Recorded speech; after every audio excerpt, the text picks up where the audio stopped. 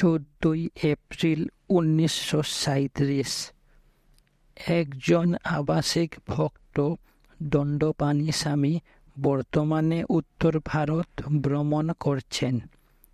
তিনি modern psychological review পত্রিকা থেকে কিছু অংশ কেটে পাঠিয়েছেন। তাতে বলা হয়েছে যে হৃদয়ের শক্তি সংক্রান্ত কেন্দ্রটি বাঁ দিকে নয় ডান দিকে, অন্যপক্ষে স্থূল হৃদয় যন্ত্রটি বাঁ দিকে। কথাবার্তা এই বিষয়ে হতে লাগল। মহারিষি যোগ মার্গ 6টি চক্রের কথা বলে আর বলে যে অভ্যাসের দ্বারা সেই চক্রে যেতে হবে ও পর পর সেগুলো পার হয়ে সহস্রারে পৌঁছাতে হবে, সেখানে অমৃত লাভ হয় আর এরূপে অমরতা লাভ হয়। যোগীরা বলে মূলাধার চক্র হতে উদ্ভূত পরানারীতে প্রবেশ করতে হয়।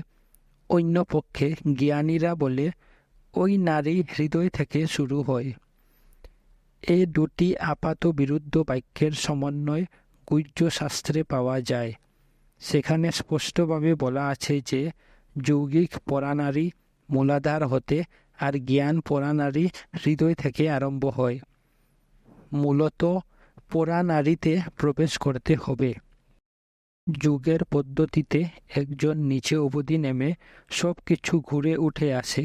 জ্ঞান অভ্যাসে একজন সরাসরি মধ্যে বিন্দুতেই স্থির হয়। ভক্ত পড়ার পর ওই শান্তি ইত্যাদি আসে না। মহারিষি তুমি বাকের কথা বলছো, যা 1 পড়া, 2 পৈশান্তি, 3 মধ্যমা ও 4 বৈখরী বাকে বিভাজিত হয়েছে। বাক প্রাণ শক্তি, অন্যপক্ষে মন তেজরূপ বা চিত্তশক্তি, মূল অব্যক্তের প্রকাশী শক্তি। যোগীরা সহস্রারে অর্থাৎ মস্তিষ্কের চক্র বা সহস্রদল পদ্মে যাওয়াকেই সর্বোত্তম বলে। অনেক যোগী বলে যে এর উপরে আরও অসংখ্য দল, যথা 100 বা 108 দলচক্র আছে। এখনকার মতো সেগুলো থাক। তারা শাস্ত্র থেকে উদ্ধৃত করে যুক্তি দেখায় যে প্রাণ শক্তি মস্তিষ্কের ব্রহ্মরন্ধ্র দিয়ে শরীরে প্রবেশ করে। এর ফলে বিয়োগ অর্থাৎ বিচ্ছেদ শুরু হয়। এর বিপরীত পথে যোগ লাভ করতে হবে। এতএব যোগ সিদ্ধির জন্য আমাদের যোগ অভ্যাসে সকল প্রাণ কেন্দ্রীভূত করতে হবে ও ব্রহ্মরন্ধ্রে প্রবেশ করতে হবে। জ্ঞানীরা দেখান যে যোগীরা শরীরের অস্তিত্ব আত্মা থেকে তার শরীরের পার্থক্য মেনে নেয়। সুতরাং আত্মার সঙ্গে যুক্ত হওয়ার জন্য যোগ অভ্যাসের পরামর্শ দেয়। বাস্তবিক পক্ষে শরীরের অস্তিত্ব মনেতেই রয়েছে, যার কেন্দ্র মস্তিষ্ক। সেটাও আবার অন্য কোনো ধার করা শক্তি দ্বারা কাজ করে। এ কথা যোগীরাও তাদের ব্রহ্মরন্ধ্র প্রকল্পের দ্বারা স্বীকার করেছে। জ্ঞানীরা আরও যুক্তি দেয় যে যদি শক্তি ধার করা হয় থাকে, তবে সেটা তার মূল উৎস থেকেই করা হয়েছে। এতএব সোজাসুজি মূল উৎসে যাও আর ধার করা শক্তির অপেক্ষা করো না।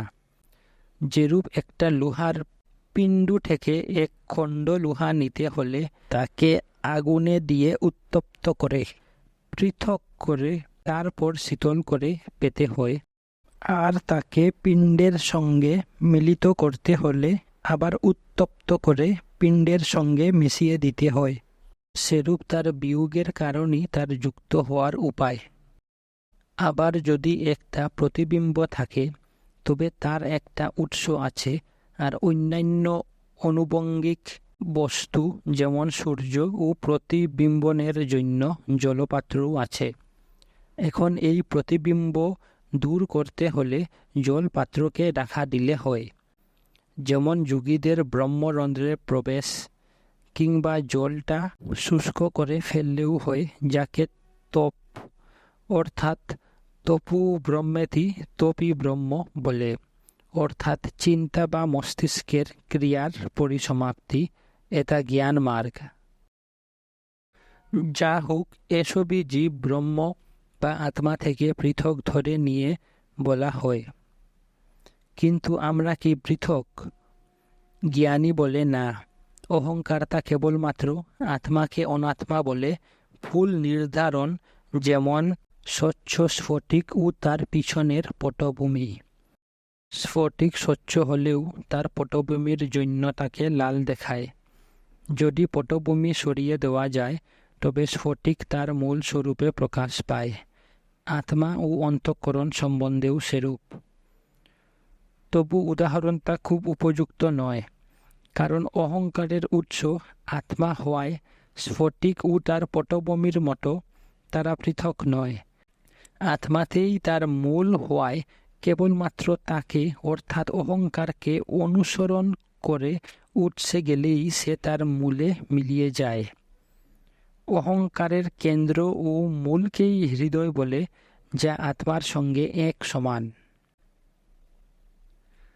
একজন ভদ্রলোক জিজ্ঞাসা করলেন যে, যোগীরাও কি অন্য পথে অনাহতে গিয়ে জ্ঞানীদের মতো হৃদয় কেন্দ্র অনুভব করে? মহারিষি: অনাহত ও হৃদয় কেন্দ্র এক নয়। তাই যদি হয় তবে তারা আবার উজিয়ে সহস্রারে যাবে কেন? তাছাড়া এ প্রশ্নটা আমাদের এখনও পার্থক্যবোধ থাকার জন্য হয়।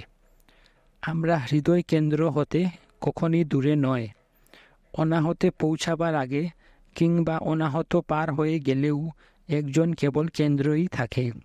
একজন বুঝুক বা না বুঝুক, সে কেন্দ্র হতে কখনই দূরে নয়। যোগ, অভ্যাস বা বিচার কেবল এই কেন্দ্রে থেকেই হয়। ভক্ত: আমাদের সাধনা কি হবে?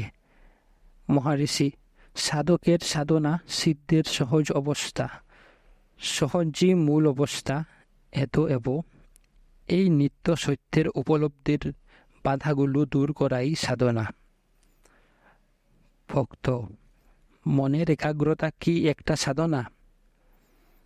মহারিষি: একাগ্রতা কোনো একটা বস্তু চিন্তা করা নয়।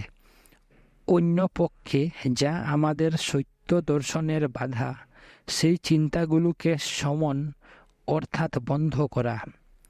আমাদের যা কিছু চেষ্টা, সেটা কেবল অজ্ঞানের আবরণ দূর করার জন্য।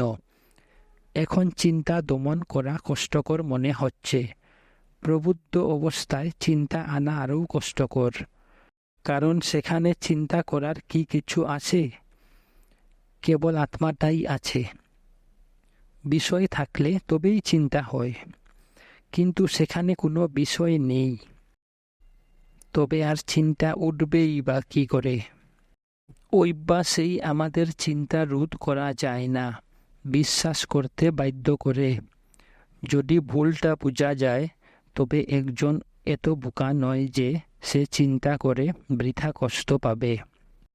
ভক্ত: অভ্যাসের অপেক্ষা কৃপা কি আরও কার্যকরী নয়? মহারিষি: গুরু কেবল অজ্ঞান দূর করতে সাহায্য করেন, তিনি কি জ্ঞান তোমার হাতে তুলে দেন? ভক্ত: আমরা অজ্ঞান। মহারিষি: তোমার নিজেকে অজ্ঞান বলাতেও জ্ঞান প্রকাশ পাচ্ছে। একজন পাগল কি নিজেকে পাগল বলে? গুরুকৃপা কেবল জল থেকে ওঠার জন্য হাত বাড়িয়ে দেওয়া কিংবা অজ্ঞান দূর করার জন্য তোমার পথ সহজ করে দেওয়া। ভক্ত: এটা কি অবিদ্যারূপ রোগ দূর করার পক্ষে ওষুধ নয়? মহারিষি: ওষুধ কিসের জন্য? এটা কেবল পূর্বের স্বাস্থ্য ফিরিয়ে আনার জন্য। গুরু, কৃপা, ঈশ্বর ইত্যাদির কথা কেন? গুরু কি তোমার হাত ধরে কানে কানে কিছু বলেন? তুমি তাকে তোমার মতো মনে করো। যেহেতু তুমি নিজেকে শরীর ভাবো, তাকেও তাই ভেবে মনে করো যে তিনি স্থূল একটা কিছু করবেন। তার কাজ অন্তরে। গুরু কিভাবে লাভ হয়? অন্তর্যামী ঈশ্বর তার অসীম করুণায় ভক্তের উপর অনুকম্পা করে তার অবস্থা অনুযায়ী গুরুরূপে প্রকাশ হন। ভক্ত তাকে একজন মানুষ মনে করে আর অন্যান্য লোকের মতো তার সঙ্গে সম্বন্ধ হবে আশা করে। কিন্তু গুরু, যিনি ঈশ্বর বা আত্মার প্রতিমূর্তি, তিনি অন্তরে থেকে কাজ করেন। তাকে তার ভুল বুঝিয়ে দেন।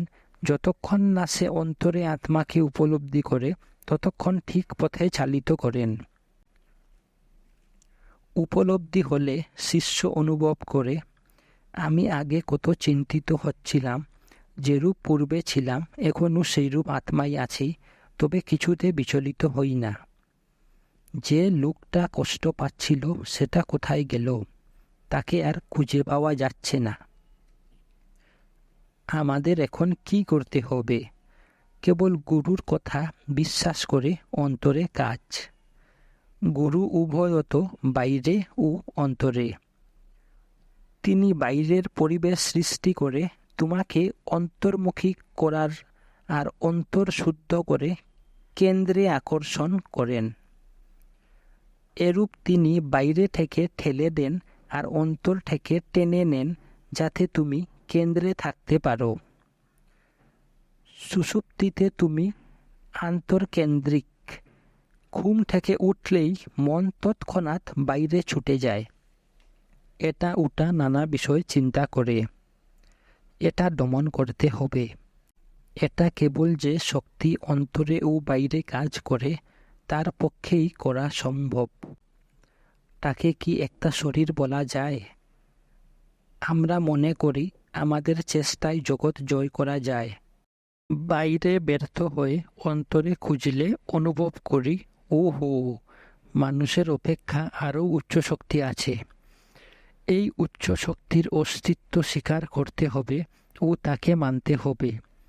অহংকারটা একটা অত্যন্ত শক্তিশালী হাতি, আর একে একটা সিংহ ছাড়া কেউ বসে আনতে পারবে না।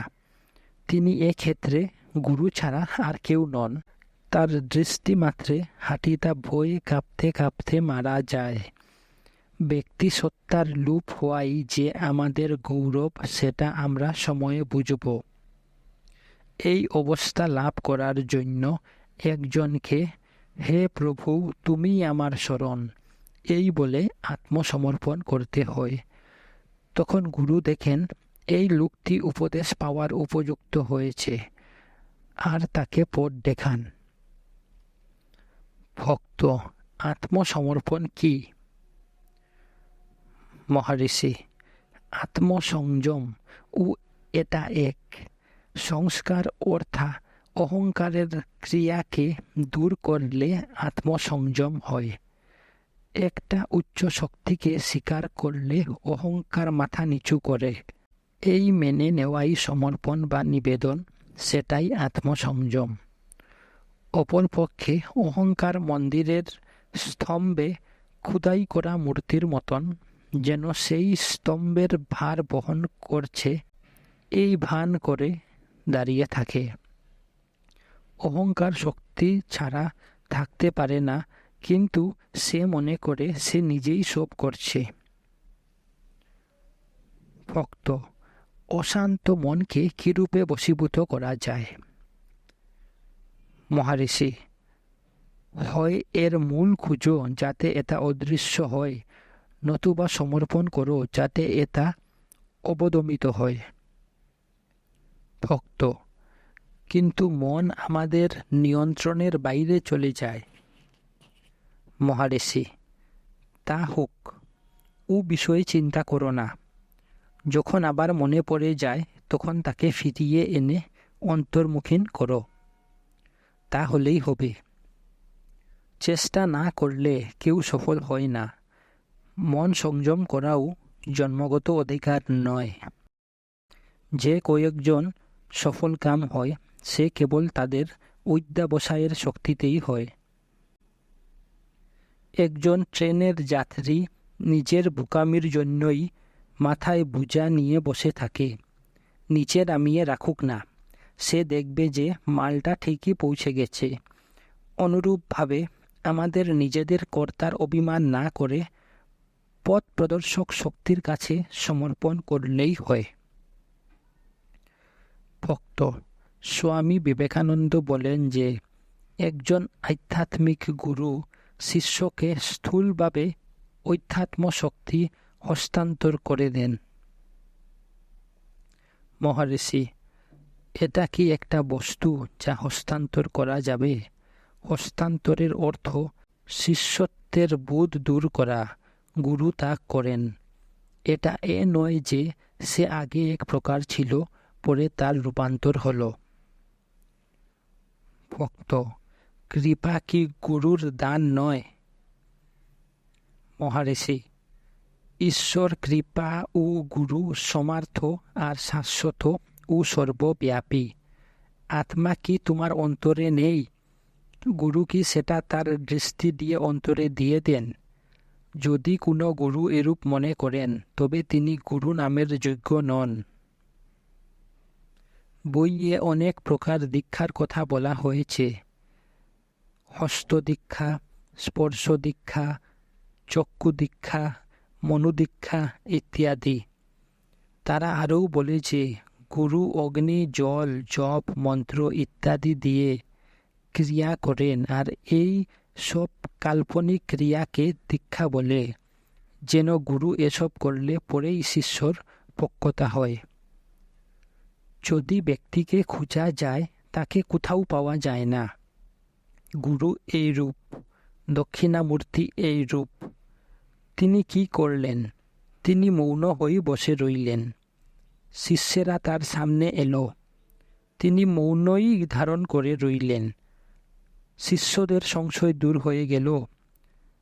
তার অর্থ তারা তাদের ব্যক্তিত্ব হারিয়ে ফেললে। এটাই জ্ঞান, আর এর সঙ্গে যে বাক্যবিন্যাস তা জ্ঞান নয়। মৌনই সর্বাপেক্ষা শক্তিশালী ক্রিয়া। শাস্ত্র যতই বিশাল ও শক্তিমান হোক না কেন, তাদের প্রভাব ফলপ্রসূ হয় না। গুরু শান্ত, আর সবার মধ্যে শান্তি ব্যপ্ত হয়ে যায়। সমস্ত শাস্ত্র অপেক্ষা গুরুর মৌন অনেক ব্যাপক ও অধিক শক্তিশালী। এখানে এতদিন থেকে, এত শুনে, এত চেষ্টা করে কিছু হলো না, এই ধারণা থেকেই যত প্রশ্ন হয়। অন্তরে যে কাজ হচ্ছে সেটা চোখে দেখা যায় না। বস্তুত গুরু সর্বদাই অন্তরে আছেন।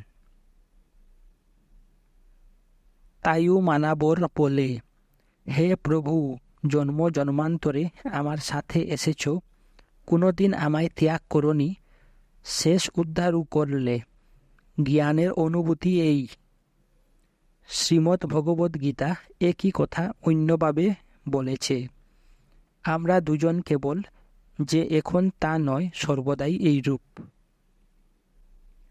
ভক্ত গুরুর কি বাস্তব রূপ হয় না? মহারিষি, বাস্তবের অর্থ কি? তুমি নিজের সত্তাকে শরীরের সঙ্গে মিশিয়ে ফেলো, সেজন্য এই প্রশ্ন করছ।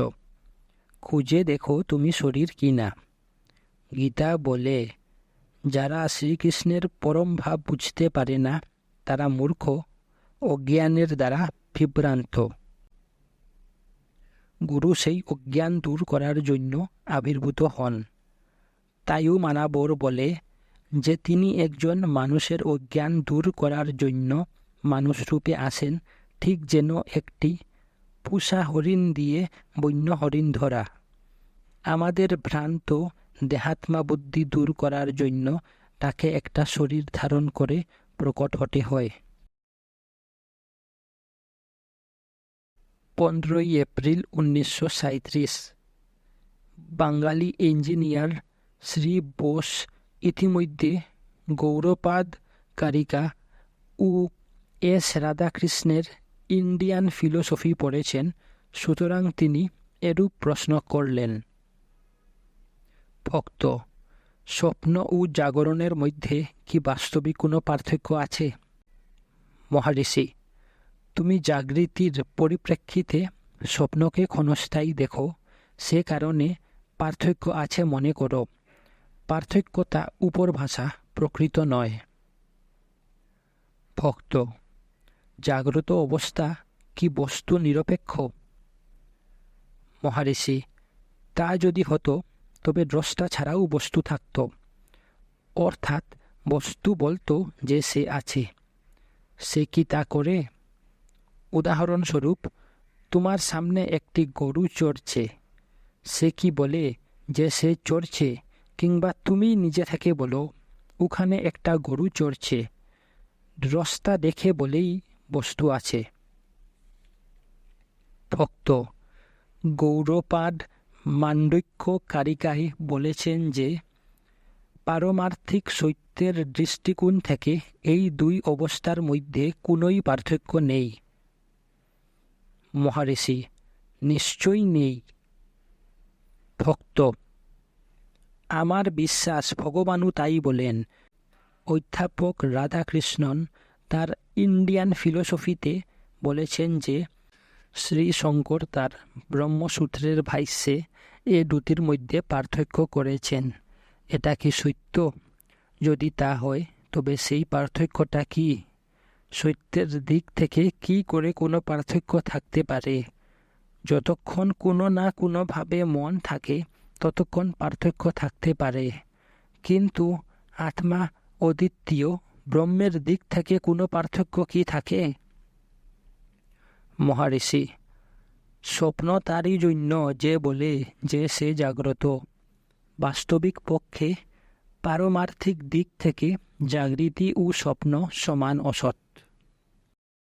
ভক্ত: বিশুদ্ধ অদ্বৈতবাদে উৎপত্তি, সৃষ্টি ও প্রপঞ্চনের কোনো স্থান আছে কি? যে মতবাদে রজ্জুতে সর্পভ্রমের মতো ব্রহ্ম নিজের স্বরূপ হতে বিচ্যুত না হয়ে জগৎরূপে প্রতিভাত হয়, সেই বিচারে এই সিদ্ধান্তরই বা কি হবে? মহারিষি: জগৎ অসৎ প্রমাণ করার জন্য বিভিন্ন দৃষ্টিকোণ থেকে বিচার করা হয়। স্বপ্নের উদাহরণ তার মধ্যে একটা। শাস্ত্রে জাগৃতি, স্বপ্ন ও সুষুপ্তির অন্তর্নিহিত সত্যকে বিশেষভাবে প্রকাশ করার জন্যই তাদের বিস্তারিত বর্ণনা করা হয়েছে। এই তিন অবস্থার পার্থক্যকে বিশেষভাবে প্রমাণ করার জন্য নয়, প্রকৃত উদ্দেশ্যের প্রতি লক্ষ্য রাখতে হবে। এখন ওরা বলে জগৎ অসৎ। এই অসতের মাত্রা কি? এটা কি বন্দাপুত্র বা আকাশ কুসুমের মতো কোনরূপ বাস্তবিকতা রহিত কেবল শব্দমাত্র? অপরপক্ষে জগৎ কেবল কথার কথা নয়, এর একটা বাস্তবিকতা আছে। উত্তর হয় যে এটা সত্যের উপর একটা অধ্যারোপ। যেমন অল্প আলোয় একটা জড়ানো দড়িকে সাপের আকার মনে হয়, কিন্তু এখানেও কোনো বন্ধু একে রজ্জু বলে দেখিয়ে দিলে এই ভুল ভেঙে যায়। অপর পক্ষে জগতের ক্ষেত্রে তাকে অসৎ জানলেও এটা ঠিকই থাকে। সেটা কি করে হয়? আবার মরীচিকাকে মরীচিকা বলে জানলেও মরীচিকা দেখার শেষ হয় না। জগতের সম্বন্ধেও তাই। একে অসৎ জানলেও এটা প্রকাশ পেতে থাকে। কিন্তু মরীচিকার জল দিয়ে কেউ তৃষ্ণা মেটাতে যায় না। যে মুহূর্তে এটা মরীচিকা বলে জানা যায়, লোকে তৎক্ষণাৎ তাকে নিরর্থক বলে বুঝে আর জল ভ্রমে তার জন্য ছুটে না। ভক্ত: জগতের বোধ সেরূপ নয়। পুনঃ পুনঃ মিথ্যা বলে স্বীকার করলেও লোকে জগৎ থেকে নিজের প্রয়োজন সিদ্ধ করা এড়াতে পারে না। তবে আর জগৎ মিথ্যা হয় কি করে? মহারিষি: এটা ঠিক যেন একজনের স্বপ্ন অভাব স্বপ্ন বস্তু দিয়ে পূরণ করা। সেখানেও বস্তু আছে, অভাব আছে, আর তার তৃপ্তি আছে। স্বপ্নিক সৃষ্টিও জাগ্রতের মতো কার্যকরী, তবু তাকে সত্য বলা হয় না। এরূপে আমরা দেখতে পাচ্ছি যে সব দৃষ্টান্তেরই বিভিন্ন স্তরের অসৎকে প্রমাণ করার জন্য একটা বিশেষ উপযোগিতা আছে। আত্মা আত্মজ্ঞানী সর্বশেষে বলেন যে জাগ্রত অবস্থায় স্বপ্ন যেরূপ অসৎ, প্রবুদ্ধ অবস্থায় জাগ্রত জগতেও সেরূপ অসৎ। প্রত্যেকটি উদাহরণ ঠিক ঠিক প্রাসঙ্গ অনুসারে বুঝতে হবে। এদের এক একটা বিচ্ছিন্ন বক্তব্য বলে বিবেচনা করে ঠিক হবে না। এগুলো শিকলের এক একটি গাঁট। এদের উদ্দেশ্য তাদের অধিষ্ঠানরূপ সত্যের দিকে মুমুক্ষের মনকে চালিত করা। ভক্ত সুপণ্ডিত অধ্যাপক আমাদের যে পার্থক্য বিশ্বাস করতে বলেন, এরূপ পার্থক্য কি শঙ্কর ও গৌড়পাদ দর্শনের মধ্যে আছে? মহারিষি: পার্থক্যটা আমাদের কল্পনা। ভক্ত: স্যার এস রাধাকৃষ্ণ লিখেছেন, গৌড়পাদের রচনার সাধারণ বক্তব্য বন্ধন ও মুক্তি, জীবাত্মা ও জগৎ অসৎ। এতে একজন কঠোর সমালোচক বলবে যে প্রকল্পের একটা মিথ্যা জীবাত্মার একটা মিথ্যা পরম সত্য থেকে উদ্ধার পাওয়ার চেষ্টা করা ছাড়া আর বেশি বলার নেই, সম্ভবত সেটা নিজেই অসৎ। একটা অপরিবর্তনীয় সত্যের নিজের স্বরূপ হতে বিচ্যুত না হয়ে প্রপঞ্চে বিস্তার লাভ করা একটা রহস্য। এটা বলা এক, আর সমস্ত পরিবর্তনশীল জগৎকে মরীচিকা বলে উড়িয়ে দেওয়া অন্য কথা। যদি আমাদের জীবনের খেলা খেলে যেতেই হয়, তবে আমরা এটাকে একটা নাটক আর এর পুরস্কার কেবলমাত্র শূন্যতা মনে করে দৃঢ় বিশ্বাসের সঙ্গে খেলে যেতে পারি না। কোনো দর্শনই এই মতবাদকে দৃঢ়ভাবে প্রতিপাদন করতে আর তাতে স্থিত হতে পারে না। এই মতবাদের সব থেকে বড় দোষ এই যে, যা আমরা সর্বদা সিদ্ধান্তগতভাবে অস্বীকার করছি, তারই অস্তিত্ব ও মূল্যমানের মধ্যে থাকতে বাধ্য হচ্ছি। এ থেকে এটাই স্পষ্ট হয় যে এই জগতের অতীত, অথচ জগৎকে অন্তর্ভুক্ত করে আরও একটা কিছু আছে, কিন্তু তার অর্থ এই নয় যে জগৎ একটা স্বপ্ন।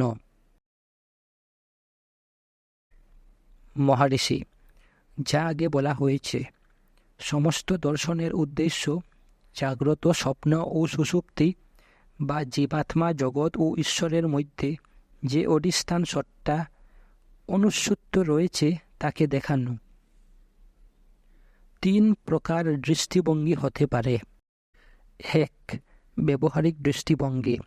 মানুষ জগতের বৈচিত্র্য দেখে একজন সৃষ্টিকর্তা আছে কল্পনা করে নেয় আর নিজেকে দ্রষ্টা বলে ভাবে। এরূপে সব কিছু 3টি মৌলিক বস্তুতে, যথা জগৎ, জীব ও ঈশ্বরে পর্যবসিত হয়। সে সৃষ্টিকর্তার কথা শুনে আর তাকে লাভ করে অমরত্ব লাভের চেষ্টা করে। কেউ এরূপে মুক্তি লাভ করলেও অন্যরা পূর্ববৎ থাকে আর তাদের নিজেদের মুক্তির জন্য চেষ্টা করতে হবে। সে নৈনাধিক সমস্ত ব্যাপারের মধ্যে একটা অধিষ্ঠান সত্যকে প্রায়শই স্বীকার করে নেয়। ব্যাপারগুলো মায়ার রচনা, মায়া ঈশ্বরের শক্তি বা সত্যের লীলা। এরূপে জীবাত্মার বিভিন্নতা, বিষয় ইত্যাদি অদ্বৈত মতবাদের সঙ্গে অসঙ্গতিপূর্ণ হয় না। 2. প্রাতিভাসিক দৃষ্টিভঙ্গি। দ্রষ্টাই কেবল জগৎ, জীব ও ঈশ্বর দেখে। তাদের দ্রষ্টা নিরপেক্ষ কোনো স্বাধীন সত্তা নেই। সুতরাং মাত্র একটি জীব আছে, সেটি ব্যক্তিসত্তা বা ঈশ্বর যাই হোক, আর সব কিছু কল্পনা। 3. পারমার্থিক দৃষ্টিভঙ্গি অর্থাৎ অজাতবাদ। এতে দ্বিতীয় স্বীকার করা হয় না। সেখানে সত্য নেই, সত্যের অভাবও নেই, চাওয়াও নেই, পাওয়াও নেই, বন্ধন নেই, মুক্তিও নেই ইত্যাদি। প্রশ্ন হয়, তবে শাস্ত্রে ঈশ্বরকে সৃষ্টিকর্তা বলা হয় কেন? তুমি এখন সৃষ্ট জীব হয়ে কি করে স্রষ্টাকে উপস্থাপন করো, আর জগৎ, জীব ও ঈশ্বরকে কেবলমাত্র মনের কল্পনা রূপে মীমাংসা করো? উত্তরটা এই রূপ। তুমি জানো যে তোমার জাগ্রত অবস্থায় বাবা মারা গেছেন ও তার মৃত্যুর পর অনেক বছর কেটেও গেছে। যা হোক, যিনি তোমার জন্মদাতা ও যার সম্পত্তি তুমি ভোগ করছো, তাকে তুমি স্বপ্নে দেখো আর তোমার বাবা বলে চিনতে পারো। এখানে স্রষ্টা তার সৃষ্ট বস্তুর মধ্যে রয়েছে। আবার তুমি স্বপ্ন দেখলে যে তুমি একজন রাজকর্মচারী আর রাজ্য পরিচালনার একজন ব্যবস্থাপক। যে মুহূর্তে জেগে উঠো, একটি মাত্র ব্যক্তি তোমাকে রেখে সব কিছু অদৃশ্য হয়ে যায়। তারা সব কোথায় ছিল? কেবল তোমাতেই। এই উপমা অন্য ক্ষেত্রেও খাটে। ভক্ত: আগে বলা ব্যবহারিকের মায়া কোথা থেকে আসে? মহারিষি: মায়া ঈশ্বরের শক্তি বা সত্যের লীলা। ভক্ত: এটা ক্রিয়াশীল হলো কেন? মহারিষি: এ প্রশ্ন কি করে ওঠে? তুমি নিজেই তার অন্তর্গত। তুমি কি এই প্রশ্ন করার জন্য সেই সার্বিক লীলার বাইরে দাঁড়িয়ে আছো? যাতে সব সংশয় নিরসন হয়, সেজন্য সেই এক শক্তি প্রশ্ন তুলছে। ভক্ত: স্বপ্ন জগৎ জাগ্রত জগতের মতো উপযোগী নয়, কারণ আমাদের অভাব মেটে বলে অনুভব হয় না। মহারিষি: তোমার বলাটা ঠিক হলো না। স্বপ্নেও ক্ষুধা তৃষ্ণা আছে। তুমি হয়তো পেট ভরে খেয়ে আগামীকালের জন্য বাকি খাবার তুলে রেখেছ। তা সত্ত্বেও স্বপ্নে ক্ষুধা অনুভব করো। এই খাদ্য তোমার কাজে আসে না। তোমার স্বপ্নিক ক্ষুধা কেবল স্বপ্নিক খাদ্যেই মিটতে পারে। স্বপ্নিক অভাব স্বপ্নিক সৃষ্টি দিয়ে মেটে। ভক্ত: আমরা জাগ্রতে স্বপ্ন স্মরণ করি, কিন্তু তার বিপরীতটা করতে পারি না। মহারিষি: এবারও ঠিক হলো না। স্বপ্নেও এখন যে কথা বলছে, নিজেকে সেই বলে নির্ধারণ করো। ভক্ত: কিন্তু যেমন জাগ্রত অবস্থায় বোধ করি যে জাগ্রত আছি, তখন যে আমরা স্বপ্ন দেখছি তা বোধ করতে পারি না। মহারিষি: স্বপ্নটা জাগ্রত ও সুষুপ্তির মিশ্রণ। এটা জাগ্রত অবস্থার সংস্কারের জন্য হয়। সেজন্য এখন আমাদের স্বপ্নের কথা স্মরণ হয়। সংস্কারগুলো বিপরীতভাবে তৈরি হয় না। অতএব আমরা স্বপ্ন ও জাগ্রত অবস্থা একসঙ্গে অনুভব করি না। তবু সকলেরই ঘুমে এরূপ অদ্ভুত অভিজ্ঞতা আছে। একজন বুঝতে পারে না যে সে স্বপ্ন দেখেছে কিংবা জেগে আছে। সে যুক্তি দিয়ে ঠিক করে যে সে জেগেই আছে। যখন প্রকৃত জেগে উঠে, তখন সে বুঝে যে ওটা স্বপ্ন ছিল।